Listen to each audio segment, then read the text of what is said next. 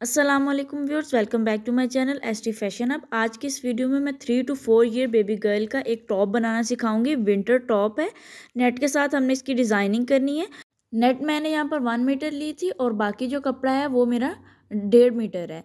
तो यहाँ पर हमें टॉप रेडी करना है, तो इसलिए ज़्यादा लॉन्ग नहीं होगा। ये जीन्स के साथ भी पहना हुआ बहुत ही खूबसूरत लगता है।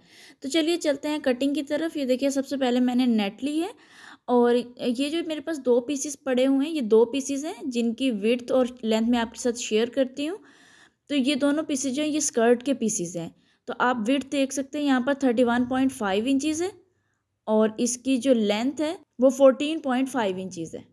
सेम विड्थ और लेंथ के आपने नेट के 2 पीसीस भी इसी तरीके से कट कर लेने हैं। तो स्कर्ट के लिए हम नेट के और इसी तरीके से अपने मेन फैब्रिक के पीसीस भी कट कर लेंगे।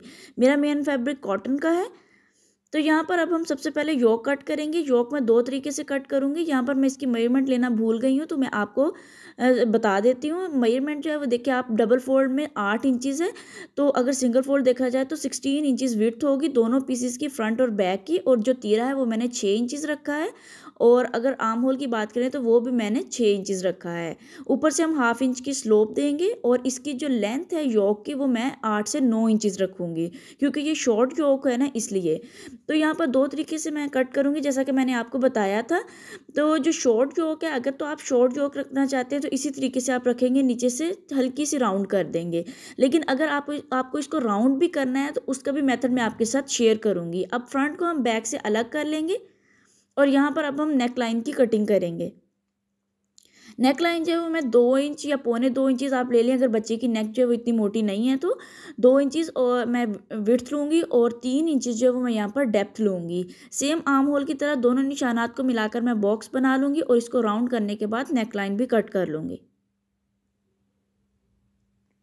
फ्रंट नेक लाइन हमने कट कर ली है और ये देखिए कितनी खूबसूरत सी नेकलाइन कट हुई है। और इसके बाद जो बैक नेकलाइन है वो भी हमने इसी तरीके से कट करनी है, लेकिन हमने जो पीस अंदर से निकला है उसकी विड्थ के हिसाब से सेम विड्थ रखनी है और डेप्थ जो है वो मैंने जस्ट 1 इंचज़ रखनी है। तो यहाँ पर बैक नेकलाइन और फ्रंट नेकलाइन कट होगी। अब पीछे से हम स्लिट बनाने के लिए एक कट देंगे, क्योंकि यहाँ पर हमें स्लिट भी बनानी है। अब यहाँ पर मैंने एक पीस लिया है जो कि फ्रिल का पीस है। ये फ्रिल का पीस जो है वो नीचे यूज़ होगा। 3 इंचज़ इसकी लेंथ है और विड्थ जो है वो इसकी फुल बार की मैंने 2 फ्रिल्स ले ली थी। अब यहाँ पर मैंने बाजू की कटिंग की हुई है। तो ये देख सकते हैं, सिंपल ही मैंने बाजू कट किए हैं, कोई इतनी ख़ास कटिंग नहीं है। मैं ऑलरेडी कर चुकी थी, जहन में नहीं रहा कि मुझे इसको रिकॉर्ड करना है। तो लेंथ आप देख सकते हैं 14.5 इंचज़ है और नीचे से देखें तो वो 12 इंचज़ है। आप देख सकते हैं किस तरीके से मैंने इसको पफ स्टाइल में कटिंग किया है। बहुत ज़्यादा पफ नहीं बनाया, 2 से 3 चुनट ही आएंगे या 4 चुनट आएंगे। तो यहाँ पर ये देखिए, इस तरीके से हमने अब इसकी राउंड कटिंग करनी है। तो राउंड कटिंग करने का मेथड ये होता है कि आपने यहाँ आर्म होल से इस तरीके से राउंड कर देना है अपनी पेटी को। अब जितना आर्म होल आप यहाँ से कट करोगे उतना ही आप अपनी जो स्कर्ट है उसमें से बढ़ाओगे। वो मैं आपको दिखाऊंगी। ये देखिए, यहाँ से मैंने इसको राउंड कर दिया। अब आप कहेंगे लो, ये तो जो पेटी है उसकी विड्थ जो है वो शॉर्ट हो गई है। शॉर्ट नहीं हुई, वही विड्थ जो है वो हम अपनी जो स्कर्ट है उसके पीस में से कट करेंगे। तो ये देखिए, यहाँ पर हमने इसको डबल फोल्ड किया हुआ है अपनी स्कर्ट के पीसीस को एक किनारे से। तो आप देख सकते हैं इस तरीके से मैंने जितना वहाँ से पीस कट किया था उतना ही यहाँ से मैंने कट कर दिया है। अब जब ये हमारा साथ जुड़ेगा इस तरीके से, तो ये हमारा आर्म होल जो है वो पूरा हो जाएगा इस साइड का। और दूसरी साइड पर भी आपने सेम कटिंग करनी है स्कर्ट को, और ये जो चुनट है ये इस तरह आ जाएंगे। तो ये देखिए, मैंने तो चारों पीसेस को पकड़ के कट कर दिया है ना, मैंने डबल फोल्ड कर लिया था दोनों को। अभी आर्म होल बड़ा नहीं है क्योंकि सिलाइयों का मार्जिन भी आपने देखना है, और चूंकि ये विंटर टॉप है तो मैं इसको थोड़ा खुला रखूंगी। अब ये जो स्कर्ट है इसको हमें तिरछा इस तरीके से अंदर की तरफ कटिंग कर देनी है, क्योंकि हमारा ऊपर वाला जो पीस है वो राउंड है। तो उसको अंदर फिक्स करने के लिए हमें थोड़ी सी राउंड कटिंग करनी पड़ेगी अपने स्कर्ट के पीस की। होप सो आप लोगों को कटिंग समझ आ गई होगी। अब यहाँ पर जो स्कर्ट के पीसेस हैं उन दोनों को साथ मिलाते हुए मैं इन बड़े बखे की 2 सिलाइयाँ लगा लूँगी। बड़े बखे की सिलाइयाँ लगाना इसलिए ज़रूरी है क्योंकि हमें यहाँ पर चुनट देने हैं। आप देख सकते हैं मैं नेट वाले पीस को एक एक चुनट भी देती जा रही हूँ, क्योंकि नेट वाला पीस जो है वो ऊपर चूँकि पड़ा हुआ है और उसको मशीन का पाँव बढ़ा देता है। तो अब यहाँ पर मैं एक पाँव का फासला छोड़कर दूसरी बड़ी सिलाई भी लगा लूँगी।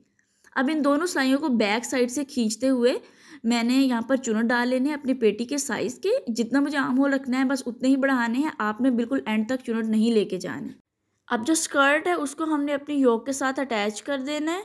तो जो 2 सिलाइयाँ हमने लगाई थी बड़े बखिए की, उसके सेंटर में आपने सिलाई लगाकर इसको अटैच कर देना है योक के साथ। अच्छा, जो मैंने मेन फैब्रिक और नेट के फैब्रिक को जो एक साथ चुनट डाली है वो आप अलग अलग भी डाल सकते हैं। अगर आपको ज़्यादा कन्वीनियंट इस तरीके से लगता है तो फिर आप इकट्ठी भी डाल सकते हैं। अब ये सेकंड मेथड जो है वो मैं उसके ज़रिए ये एक जो है पीस इसको अटैच करूँगी।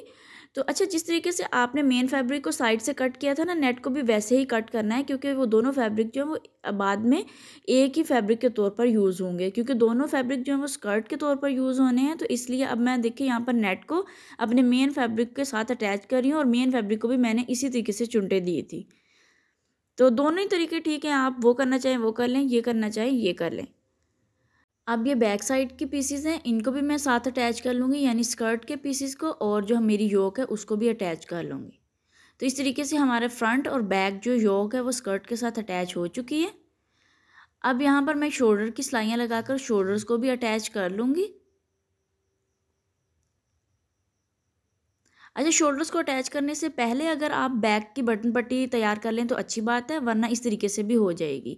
तो यहाँ पर ये देखते हैं तकरीबन 2 इंच चौड़ा पीस मैंने लिया है, जिसको मैंने डबल फोल्ड करने के बाद इस तरीके से उसकी जो खुली साइड है उसको मैं अपनी बटन पट्टी के साथ अटैच कर रही हूँ। सिंपल आपने सीधी सिलाई लगाकर इसको अटैच कर लेना है पट्टी को। बटन पट्टी दूसरे तरीके से भी हुक वाली बन जाती है, लेकिन ये बटन पट्टी चूँकि ऊपर नीचे ओवरलैप हो जाती है और इससे कुछ भी नज़र नहीं आता, तो ये ज़्यादा खूबसूरत लगती है बनिस्बत उसके। और वैसे भी ये विंटर टॉप है तो इसमें फिर जो है वो हवा भी जो है वो नहीं गुजरती। और अब हम ऊपर से भी एक सिलाई लगा देंगे उस सिलाई को बिठाने के लिए। नीचे से आपने सीधा कर लेना है सिलाई को और इस तरीके से ऊपर से सिलाई लगा देनी है। तो अब ये इस तरीके से कुछ ऊपर से ओवरलैप होगी कि ऊपर जो है वो काज जाएंगे और नीचे की तरफ हमारे यहाँ पर बटन आएंगे। तो यहाँ पर ये देखिए 1.25 इंच यानी 1 इंच होने में अभी 3 सेंटीमीटर बाकी हैं। तो इस तरीके से मैंने डबल फोल्ड ये भी एक पट्टी ली है। अब इसको मैं छोटे छोटे प्लीट्स देकर यहाँ पर फ्रिल रेडी कर लूँगी। ये जो फ्रिल है ये हमने नेकलाइन पर यूज़ करनी है, इसलिए आपने बड़ी बिल्कुल भी नहीं बनानी, 1.25 इंच चौड़ी ही ये पट्टी रखनी है। तो अगर आप 1.5 से 1.25 इंच चौड़ी पट्टी लेंगे और उसको डबल फोल्ड करेंगे तो वो ऑलमोस्ट इतनी ही बन जाएगी। तो ये चूँकि डबल फोल्ड है, एक साइड जो है वो आप देख सकते हैं उससे धागे निकल रहे हैं और दूसरी साइड जो है वो बिल्कुल फोल्डेड है और सिक्योर है। तो यहाँ पर ये मैं रेडी कर लूँगी। इसकी जो विड्थ है वो मैंने फुल बार की ली थी, यानी जितना हमारा टोटल बार होता है उतनी ली थी। और इसको अब हम तैयार कर लेंगे प्लीट्स देकर।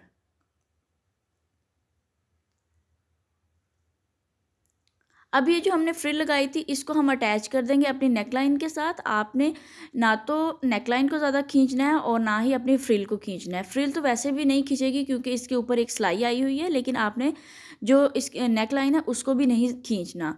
और इसको लगाने का 2 तरीके होते हैं, या तो आप लगाकर बैक साइड से लगाकर फ्रंट की तरफ पलट दें, और लेकिन मुझे चूँकि इसको बैन की तरह खड़ा रखना है तो मैं इसके साथ फिर जो वो एक पट्टी यूज़ करूँगी, वही पट्टी जो हम गले को फोल्ड करने के लिए यूज़ करते हैं। तो यहाँ पर ये देखिए मैं छोटे छोटे नोचेस लगा लूँगी।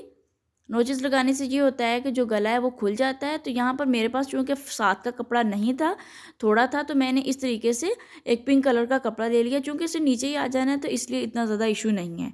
तो यहाँ पर मैंने ये रेप पट्टी कट की थी, और आप चाहें तो यहाँ पर पाइपिंग भी कर सकते हैं, लेकिन मैं इसको फोल्ड करूँगी। उससे ये होगा कि ये जो मेरी फ्रिल है ये बैन की तरह खड़ी हो जाएगी। और इस रेप पट्टी को एक साइड से मैंने फोल्ड कर लिया था हेमिंग के साथ, और एक साइड से मैंने सिर्फ 1 पाँव की सिलाई रखी है, और जिसको मैं अब अटैच कर रही हूँ अपने गले के साथ। अब इसको भी हम छोटे छोटे नोचेस लगा लेंगे, जिस तरीके से पहले छोटे छोटे नोचेस लगाए थे। और अब ये जो पट्टी हमने लगाई है इसको नीचे की तरफ फोल्ड करते हुए हम यहाँ पर तरपाई कर लेंगे। तो अब यहाँ पर जो बाजू हैं उनके सामने मैं बारीक सी फोल्डिंग कर रही हूँ। आपने इतनी ही फोल्डिंग करनी है जितनी आपने इसमें बारीक वाली इलास्टिक डालनी है। मैंने यहाँ पर चूँकि सामने की तरफ इलास्टिक डालनी है। विंटर टॉप्स में इस तरह के जो स्लीव्स हैं बहुत खूबसूरत लगते हैं, और वैसे भी विंटर के जो टॉप होते हैं या फिर विंटर के कुर्तों पर इस तरह के जो बाजू वो अच्छे लगते हैं। अब मैं सुई की मदद से इसमें से इलास्टिक है उसको पास कर लूँगी। आप चाहें तो फिर सेफ्टी पिन की मदद से भी इलास्टिक को इसमें से गुजार सकते हैं। तो यहाँ पर आपने इलास्टिक को गुजार लेना है, जितनी बच्चे की कलाई हो उतनी ही आपने रख लेनी है। चूँकि इलास्टिक है तो इसमें इलास्टिसिटी होगी, तो इसलिए फिर खुद ही बाद में एडजस्ट हो जाएगी। ज़्यादा तंग ना रखिएगा, क्योंकि बच्चे जो हैं वो अक्सर विंटर्स में जब वो हाई नेक वगैरह पहनते हैं तो उससे फिर यहाँ पर बाजू तंग भी हो जाती है। तो मैंने अंदाज़ा नहीं रखी है, जितना मुझे लग रहा था कि इतना जो है वो काफ़ी होगा। दोनों साइड पर मैंने सिलाई लगाकर उसको सिक्योर कर लिया है, ताकि इलास्टिक जो है वो निकल ना जाए। और यहाँ पर ये देखिए इस तरीके से मैंने बाजू रेडी कर लिए। अब जो बाजू हैं उनको मैं अपने टॉप के साथ अटैच कर लूँगी। तो वैसे तो मेरे पास कपड़ा कम था तो मैंने इतना ख़ास पफ़ नहीं रखा, लेकिन अगर आपको ज़्यादा पफ़ रखना है तो आपने अपनी एक्चुअल लेंथ से 4 से 5 जो इंचेज़ है ना वो कपड़ा ज़्यादा रखना है।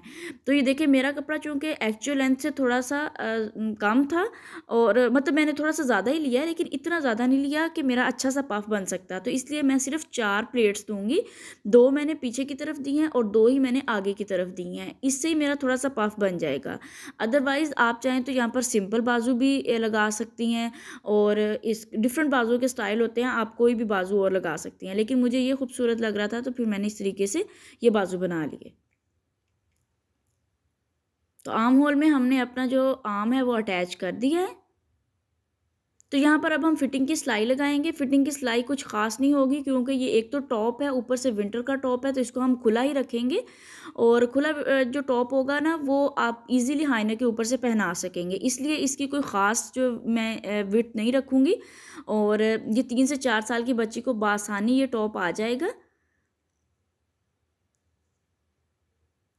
अब नीचे से जो हमारा मेन फैब्रिक है, जो कि मेरा एक्चुअल फैब्रिक है कॉटन का, उसकी मैं फोल्डिंग कर रही हूँ, बारीक सी हेमिंग कर लूँगी। और यहाँ पर अब मैं जो है एक फ्रिल रेडी कर लूँगी।